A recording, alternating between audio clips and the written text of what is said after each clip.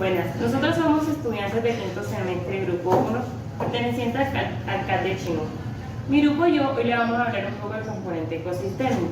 Mi grupo está conformado por Diana Saavedra, María Naranjo, Sandra Ramos y mi persona Carestina. Buenos días, niños, ¿cómo amanecieron? Bien, señor. Bien, me alegra que todos estén bien. Bueno, niños, ¿qué tema tratamos ayer? Díganme. Los ecosistemas. Muy bien, los ecosistemas. Sabemos qué es un ecosistema, ¿verdad? Sí. Bueno, sabemos que un ecosistema es un conjunto de especies en un área determinada que interactúan entre ellos y su ambiente. Hoy vamos a tratar lo que son tipos de ecosistemas. Como sabemos, hay tipos de ecosistemas terrestres y acuáticos. Los tipos de ecosistemas terrestres son aquellos distintos hábitats terrestres alrededor de la Tierra, en los que los seres vivos, animales, plantas, vivimos en un suelo, ¿verdad? ¿Qué depende de que nosotros vivamos aquí? Depende de la diversidad de hábitat, depende de la cantidad de humedad, la altitud que hay en el suelo. Bueno, como sabemos, los ecosistemas terrestres se clasifican en 6 grupos, que son tundra, taiga, bosque templado, selva tropical, pastizales y desiertos. Ahorita les voy a explicar un poco más de qué se trata todo esto. Los ecosistemas acuáticos son aquellos hábitats que intervienen o interactúan uno por biotopos, por algún cuerpo de agua, como lo pueden ser ríos, mares, océanos, lagunas, pantanos, arroyos, lagunas, entre otros. Los ecosistemas acuáticos se dividen en 2 grupos, que son los ecosistemas marinos de agua salada y los de agua dulce. Usted, díganme, ¿de qué o en qué entorno nos encontramos nosotros más? ¿En el ecosistema terrestre o en el ecosistema acuático? ¿Cuál podemos visualizar más? ¿Cuál? En el terrestre. Muy bien, ¿verdad? Nosotros hacemos parte un poco más del ecosistema terrestre. ¿Por qué? Porque interactuamos, vivimos en la tierra. Lo podemos ver, ¿verdad? Cuando vayamos al mar, cuando vayamos a alguna laguna, a un arroyo, podemos ver los animalitos que viven ahí, que viven alrededor de esos cuerpos de agua. Ahorita les voy a presentar un video para que ustedes observen, ¿oyeron?, de los tipos de ecosistemas.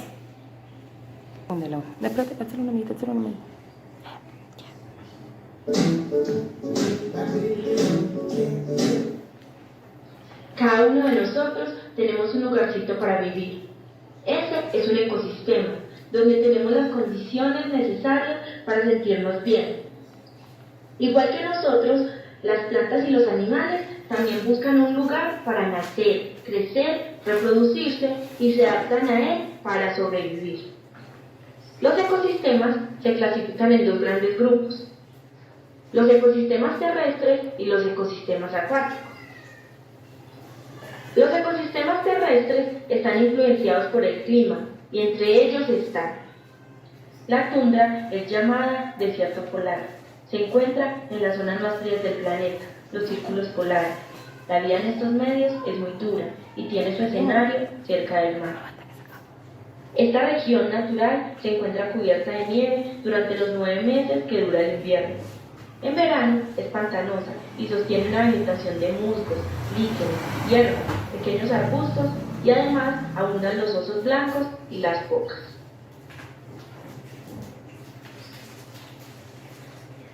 Los desiertos se localizan cerca de los trópicos y son las zonas más secas de la Tierra. Los organismos de los desiertos han desarrollado adaptaciones para resistir la extrema aridez del terreno. Muchas plantas, como los cactus, han transformado sus hojas en espinas para evitar la pérdida de agua por la transpiración, y numerosos animales han adquirido hábitos nocturnos para preservarse de las elevadas temperaturas diurnas. Allí encontramos asnos, reptiles, invertebrados y camellos. La selva Se localiza en regiones de latitudes bajas donde son muy abundantes las lluvias. La humedad permite el desarrollo de un bosque muy denso que se caracteriza por una gran diversidad de árboles y plantas trepadoras que buscan la luz. El alimento es abundante, por lo que hay numerosas especies de insectos, reptiles, aves, monos y elefantes. Otros son los ecosistemas acuáticos, los cuales son afectados por la dinámica del agua y la salinidad. En función de la salinidad se diferencian los ecosistemas de agua dulce, en los cuales se encuentran los ríos, donde viven truchas, cangrejos, cocodrilos y las aves que rodean las orillas. Y los ecosistemas marinos, que son de aguas saladas, en el que tienen su hábitat las algas, el zooplancton, delfines, ballenas y pulpos. La diversidad de ecosistemas nos demuestra que lo que nos rodea funciona como un sistema, donde todo lo biótico tiene una relación con lo abiótico. Como dice Linneo, si faltara una única función importante en el mundo animal o vegetal, podría desencadenarse el mayor desastre del universo.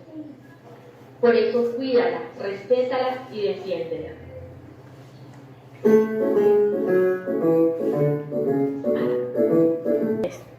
Bueno, niños, ¿les gustó el video? Sí, señor. Bueno, vieron que ahí nos explica un poco más de lo que se tratan los tipos de ecosistemas. ¿Vieron? Bueno, niños, hoy también les vamos a hablar de la cadena trófica o alimenticia. La cadena trófica describe el proceso de transferencia de sustancias nutritivas a través de diferentes especies de una comunidad biológica. Como sabemos, la cadena alimenticia es una transferencia de sustancias de un ser a otro, ¿verdad?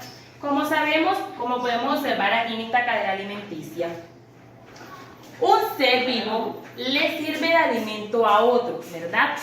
Pero este que tomó las sustancias le va a servir de alimento a otro ser.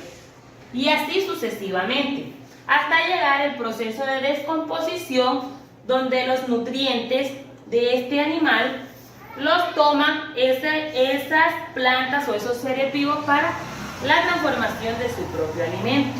Jóvenes, espero que se encuentren bien. ¿Cómo están? ¿Cómo amanecieron? Bueno, me alegra que se encuentren bien. En este día tenemos que estar positivamente para las actividades que vamos a desarrollar. Hoy les traigo un tema muy importante, muy enriquecedor. Lo vivimos cada día nosotros. En nuestra vida se dan estos procesos, no lo vemos a simple vista porque necesitamos de unos experimentos, pero en la vida cotidiana nosotros también hacemos este proceso que vamos a ver hoy. Hoy vamos a ver los ciclos de los bioquímicos. Estos ciclos se dan al movimiento de la tierra con los seres vivos. Este proceso se da entre los seres vivos que mediante un movimiento que hacemos, nosotros hacemos unas series de actividades, de movimientos que nos permiten realizar unos ciclos. Estos ciclos nos ayudan a nosotros a tener un aire puro, nos permite de que la naturaleza se vea más nutritiva, nos ofrece alimentos, nos ofrece muchas cosas, lo que vamos a ver en el día de hoy. En el siguiente video que les voy a mostrar, ahí se encuentran 4 procesos. Estos 4 procesos se les llama ciclos bioquímicos. En este proceso de bioquímicos se clasifican en 4 componentes. Entonces vamos a observar detalladamente este video para más adelante nosotros vamos a ir a hacer preguntas y ustedes van respondiendo según lo que vieron. A continuación vamos a observar un video donde se presentan los procesos del ciclo bioquímico. En este se encuentran 4 ciclos: ciclo del carbono, ciclo del nitrógeno, ciclo del oxígeno, ciclo del azufre y iniciamos con el ciclo del carbono. El carbono es un elemento químico que ha estado siempre en la naturaleza. Permite la vida en el planeta y se lo puede encontrar en 3 estados. Líquido, por ejemplo, el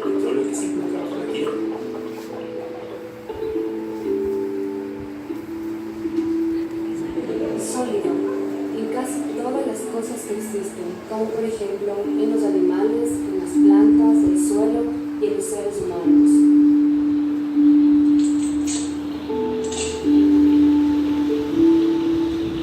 Gaseoso, en el aire, cuando las cosas se encuentran en oxígeno.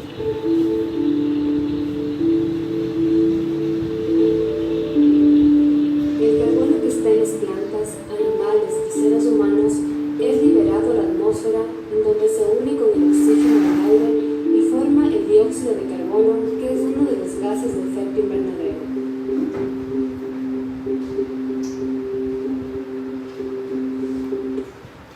Podemos observar que el carbono que nosotros pulsamos se mezcla con el oxígeno, donde lo transforma y lo convierte en dióxido de carbono. Ese dióxido de carbono se cambia en el proceso de la fotosíntesis y nos da un nuevo oxígeno.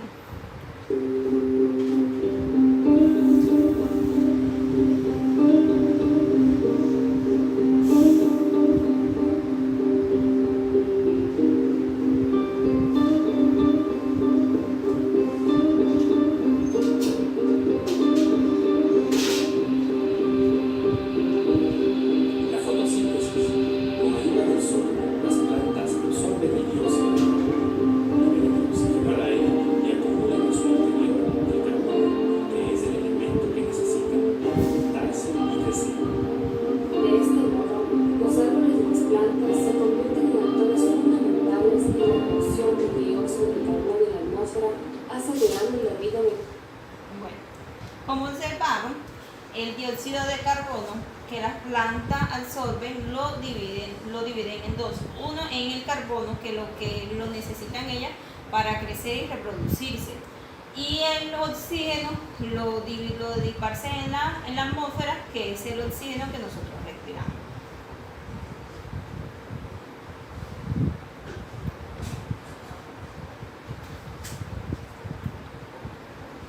Ahora observamos el ciclo del nitrógeno. Ciclo del nitrógeno.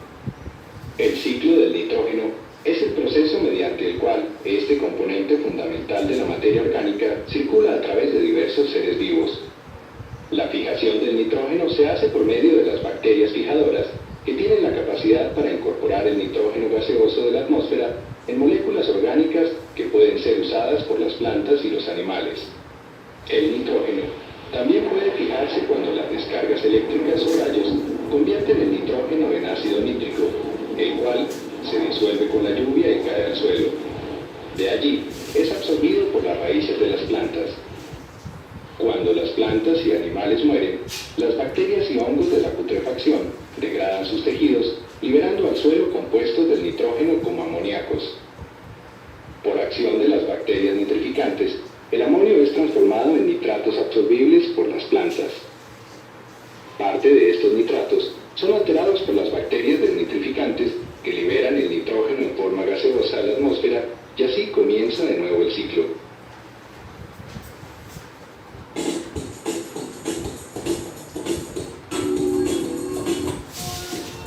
Este es el ciclo del fósforo. Observemos las imágenes que muestran.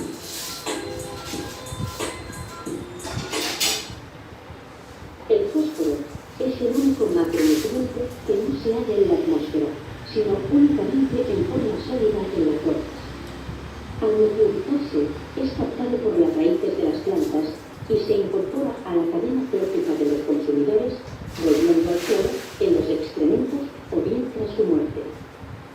Una parte del fósforo llega al mar transportada por corrientes de agua. Allí se incorpora a la cadena trófica marina o se acumula y se pierde en los fondos marinos, donde no puede ser aprovechado por los seres vivos, aunque el afloramiento de aguas profundas puede reincorporarlo a la cadena trófica. A partir del guano o excremento de aves telecaniformes, el fósforo puede ser reutilizado como abono, iniciando un nuevo ciclo.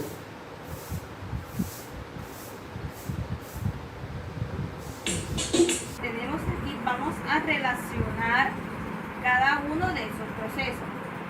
La primera imagen, con cuál de los 4 procesos o cuál de los 4 ciclos que se dan pertenece. si pertenece al ciclo del azufre con el fósforo, si pertenece al ciclo del nitrógeno, al ciclo del oxígeno o al ciclo del carbono. ¿Qué vamos a hacer? Vamos a hacer una relación entre la imagen y el nombre. Después que hagamos esta relación, vamos a decir por qué es que se pertenece al ciclo del oxígeno. Porque entonces ya con lo que nosotros observamos en el video ya podemos decir no, este pertenece a este proceso por esta razón y ustedes me van a explicar ahí. Tenemos otra actividad. En esta actividad están los 4 ciclos. ¿Qué vamos a hacer? En estos 4 ciclos vamos a colocarle qué ciclo se llama cada imagen, las coloreamos y luego hacemos una breve descripción de ese ciclo, cómo se da ese ciclo, por medio de qué se da ese ciclo, qué beneficios nos da, qué animales, qué planta, en qué parte se da cada ciclo, ¿ya? Entonces, ¿qué vamos a hacer? Ya después de haberlo organizado acá los ciclos, podemos colocarlos acá, el nombre como tal, el primer ciclo, la descripción y así vamos a hacer. Luego que ya hayamos hecho estas actividades, vamos a salir al campo, vamos a ver la diferencia que hay, que estar dentro de esta aula de clase, que nosotros expulsamos nuestro dióxido de carbono. Ese dióxido de carbono es muy dañino para nosotros si nosotros respiramos mucho eso. Entonces, ¿qué diferencia vamos a observar nosotros fuera del aula con la que estamos, lo que se está dando aquí? Ya vimos esos procesos de cómo se da el proceso bioquímico. Entonces, con respecto a eso, vamos a observar en el campo y me van a escribir ustedes detalladamente todo lo que ustedes observan ahí, todo lo que ven, cuáles son los animales, qué proceso se da con esto, qué hacemos con esto, qué nutrientes nos ofrece, qué todo.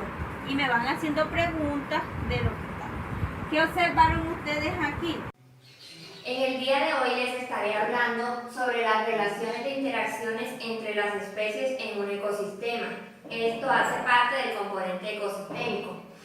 La metodología trabajada será primero la observación de unos videos y luego unos esquemas. Para explicarles un poco mejor el tema, luego de ver las imágenes en este esquema, voy a proceder a mostrarles un video explicando cada una de las interacciones que existen entre las especies de un ecosistema. Veremos un video sobre la predación.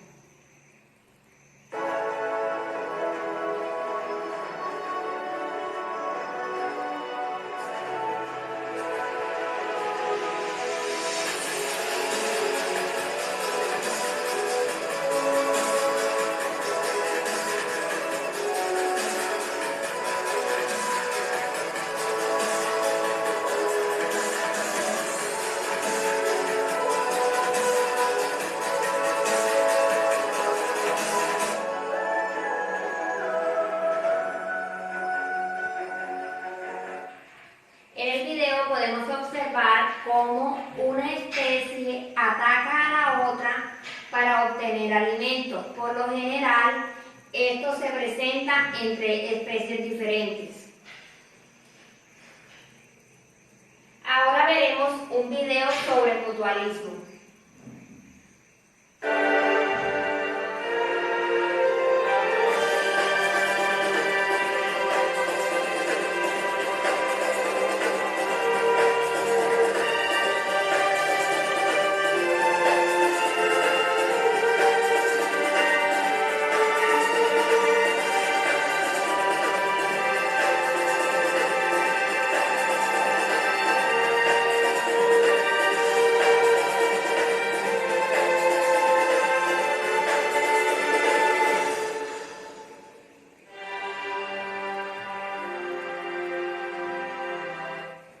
En este video que acabamos de observar, vemos cómo una especie se beneficia de la otra.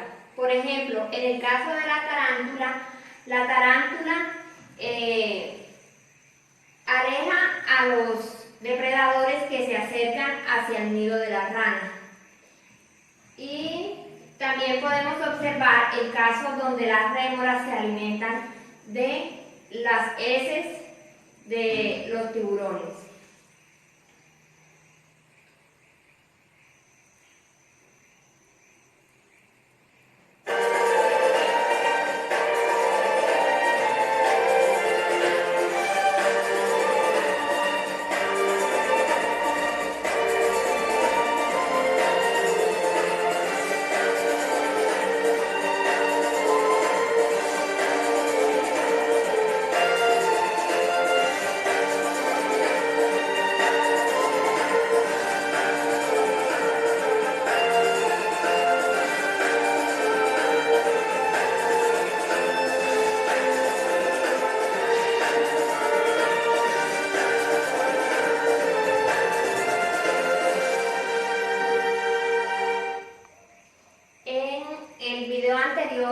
Vemos un ejemplo de comensalismo y uno de competencia.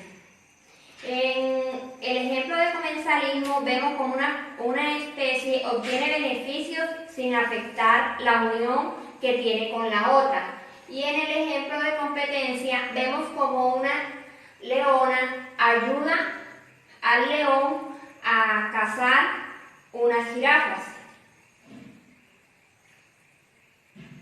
En este video observaremos un ejemplo de parasitismo.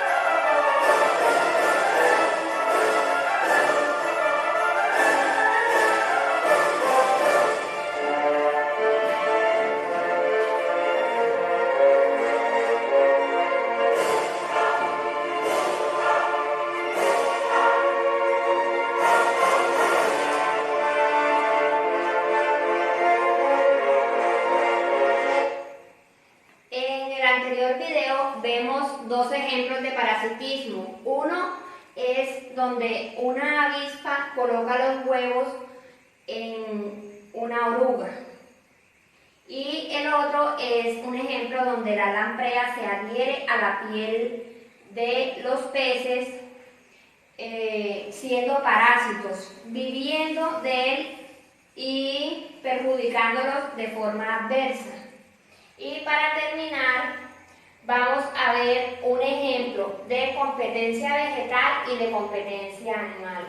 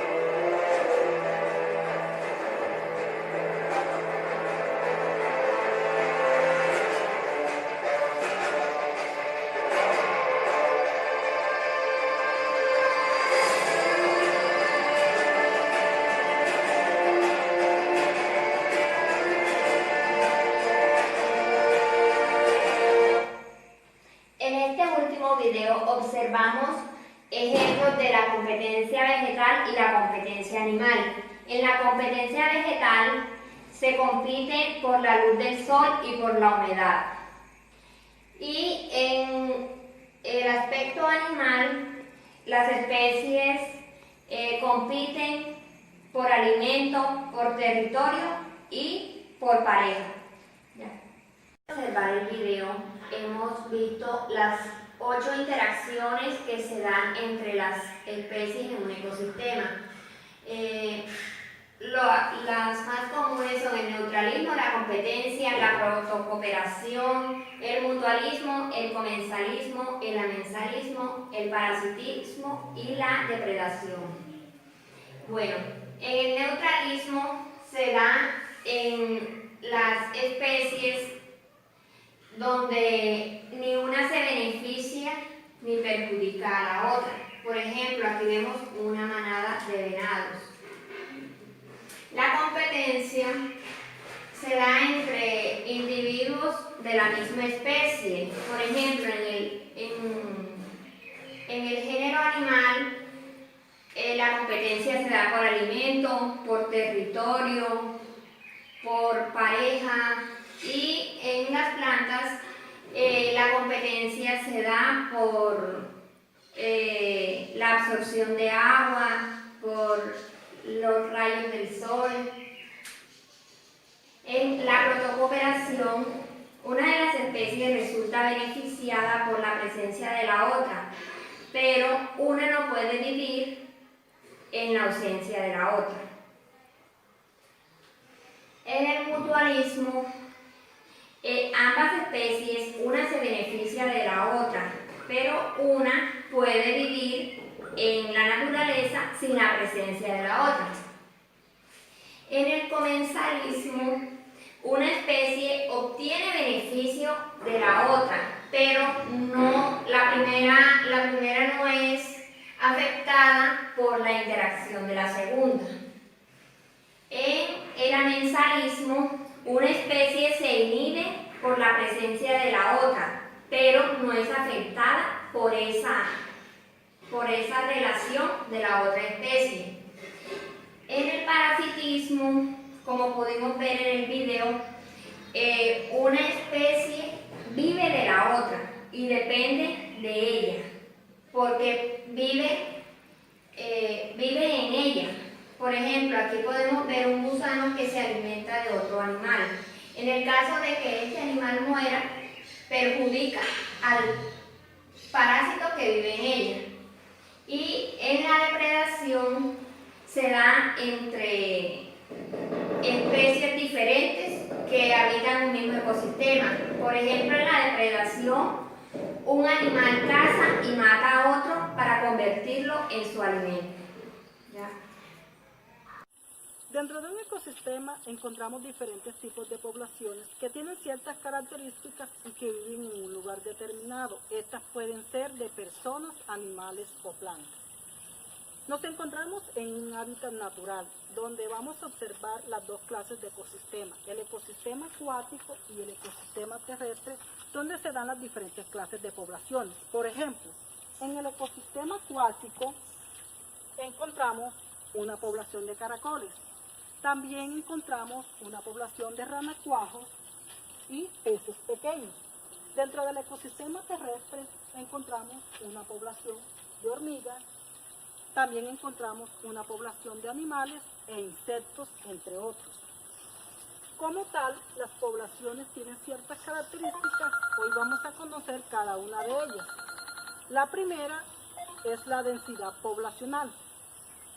Esta se refiere a la cantidad de habitantes y el espacio donde viven. Por ejemplo, la población de hormigas, que su cantidad es numerosa y viven en un lugar determinado. Otra característica es el índice de natalidad y el índice de mortalidad. Estos procesos se dan en todas las poblaciones. El índice de mortalidad son todas las muertes que se dan dentro de una población. El índice de natalidad son todos los nacimientos que se dan dentro de una población. Por ejemplo, si el índice de mortalidad es superior al de natalidad, la población va a decrecer rigurosamente. Si por el contrario el índice de natalidad es superior al de mortalidad, la población va a crecer rigurosamente. Otra característica de una población es su potencial biótico. Estas son las condiciones óptimas o favorables para reproducirse cualquier tipo de especies, para dejar el mayor número de descendientes. Tenemos otra característica que es la resistencia de crecimiento. Esta se limita, su crecimiento se limita por los factores químicos, físicos y biológicos que se dan dentro de una población y hace que su reproducción se disminuya dentro de una especie. Por último tenemos la dispersión. La dispersión, como bien sabemos, es la distribución de las especies dentro de una población que se pueden dar al azar, uniformes o agrupadas, como por ejemplo la población de hormigas. Ellas, su distribución es aglomerada, pasan su mayor parte del tiempo juntas. Vamos a hablar un poco del equilibrio de un ecosistema. El equilibrio de un ecosistema se da cuando su mayor número o cantidad de plantas, especies, se alargan por un tiempo determinado. Pero si por motivo que una especie disminuya o su número es demasiado pequeño, podemos decir que el ecosistema entra en un desequilibrio ecológico. ¿Qué es un desequilibrio ecológico?